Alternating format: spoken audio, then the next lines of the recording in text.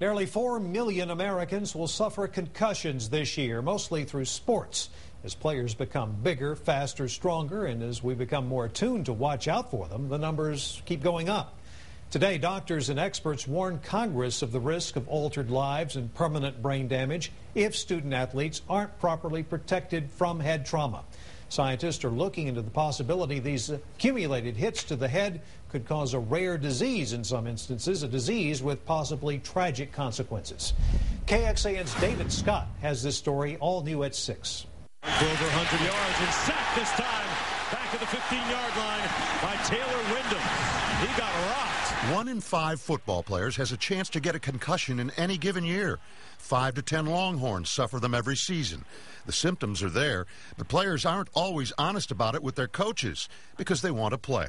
But you have things like a really bad headache, you may pass out, you're confused, you forget where you are, you have trouble concentrating, maybe you're throwing up, dizzy, balance problems. We know the symptoms, we just don't know the actual cause yet, believe it or not. Now, scientists and researchers are looking into a possible disease head trauma can lead to, called chronic traumatic encephalopathy, or CTE. It can lead to depression and impulse control problems. So that when they finish playing the sport, they just have all sorts of problems with memory and making judgments, and often in very sad cases. You know, they get divorced, they fail in business, they get into trouble with the law, you know, maybe try to commit suicide and things. This spring, Owen Thomas committed suicide. The popular captain of the University of Pennsylvania football team had no history of depression, but a subsequent autopsy of his brain showed tangled webs of brain protein, indicators of CTE. Autopsies of 20 NFL players who died young, 2 by suicide, found the same protein deposits suggesting the disease.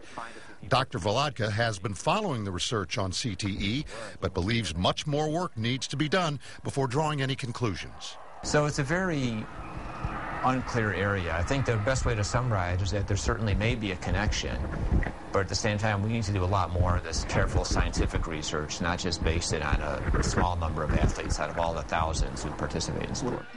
CTE may be a rare but unavoidable disease after an accumulation of hits to the head. One thing is clear, we can all be more vigilant about the signs of a concussion. Confirming a concussion is important. That's why many schools now test their players before the season to get a baseline readout of their cognitive skills. Then if they're injured during the season and have a suspected concussion, they administer a second test and compare the results. Ultimately, players have to be honest with their doctors and coaches if they feel the symptoms of a concussion. They must think with their head, not their heart. David Scott, KXAN, Austin News.